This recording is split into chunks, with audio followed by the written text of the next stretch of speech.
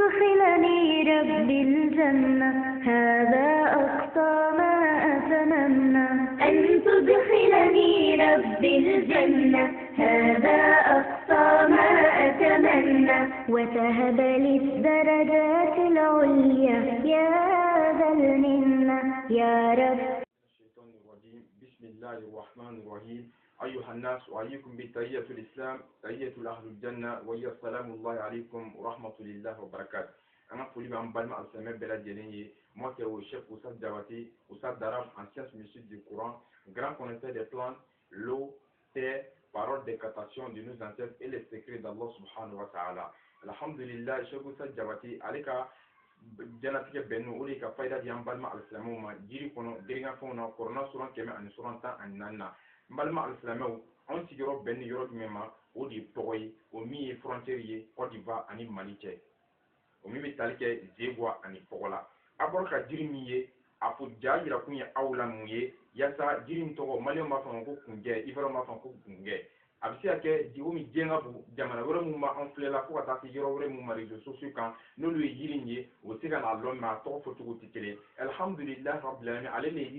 yirimi jen yiri folo folo yi c'est le premier arbre sur cette terre bon alhamdulillah amana na fadamna fo ale kan bi katime bon c'est bu ma suba corona restaurant folo folo fene o le suratul fatiha donc jere yiri folo folo fene o de kunje nu fla ka bara abe bara dama dama ke adama diyan kono ako cɛ min kulo b'anw na muso min kulo b'an na ni siri jugu bɛ mɔgɔ min kan o minnu bolo don diɲɛlatigɛ ko ko la segu magasuba a daminɛ ka di a laban man di walima juguya yɛrɛ b'o olu ko mana ko ko daminɛ o tɛ foyi bamanaw ka ɲɛnamaya la bi ko ka Cheikh Oussa Diabaté lamɛn YouTube kan n'i fana sɛbɛn Cheikh Oussa Diabaté inshallah i bɛna nin video in sɔrɔ i bɛna faamuyali caman sɔrɔ a la a ko i ka mɔgɔ ɲɛnama ɲini a bɛna jumɛn sɛbɛn ye surana suran fɔlɔ fɔlɔ min ye al-Fatiha bismillahir rahmanir rahim alhamdulillahi rabbil alamin fo ka taa bila ghayril maghdubi alayhim waladdallin a tigi b'a sɛbɛn siɲɛ 100 mais c'est comment ça a c'est bon c'est avec une dumeli avec une non kennedy lait de vache tout lait de vache donc on non kennedy donc aba konuri ka bo wala sanfɛ ka nasi bɛlɛ jini fara ɲɔgɔn kan ina fɔ Cheikh Oussa Diabaté a fɔ cogo min na donc a ko a bɛna jiri jumɛn ɲini o de ye kunjɛ ye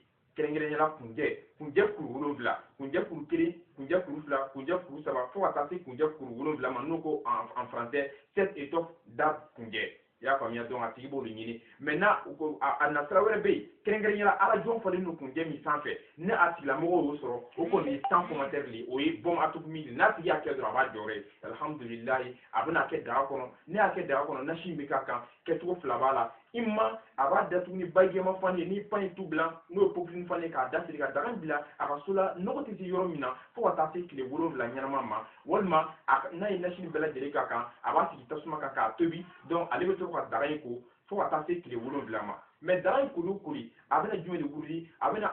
jɔko 2 seli n'a ye jɔko 2 seli donc a bɛ salam bila ka astagfirullah k'a fɔ k'a ɲɛ o kana fɔ astagfirullah teliya bolo ma k'a fɔ k'a ɲɛ i n'a fɔ Cheikh Oussa Diabaté a fɔ cogo min na fo ka taa se siɲɛ 100 ma allahumma salli ala sayyidina muhammad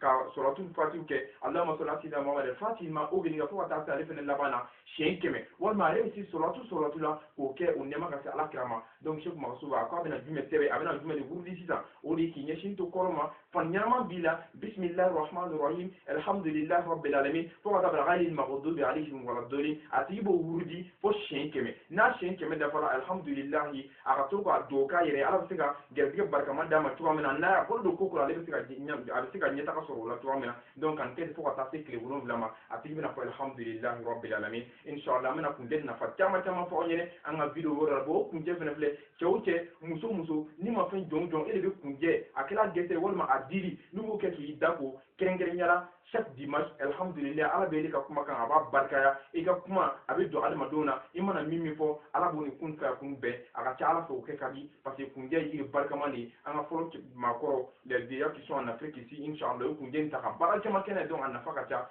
waati ma inshallah an bɛna nafa caman fɔ an ye an sigilen don Togo min y'an ka Côte d'Ivoire numéro ɲininkali mana kɛ min mana foyi min faamuya nin kɔnɔna na donc u b'an wele après code indicatif kɛ 00225 88 88 03 fu ani 3 02 fu ani 2 83 83 mi do an Mali numéro ye do comme an bɔra k'a fɔ cogoya min na n ko frontière de do donc o de ye code indicatif 00223 le 79 79 99 99 17 103 43 bisaba ba astaghfirullah 43 binani ani saba donc ni yo wuli inshallah ni Cheikh Oustaz Diabaté bi ñoo soro ñingal mana ke fe abinu jabi wa ma fa assalamu alaykum wa rahmatullahi ta'ala wa barakatuh nga foli be am balma sa mabele jeni mi ka video yi o ka video partager am balma sa mo be sika na fa soro la to mina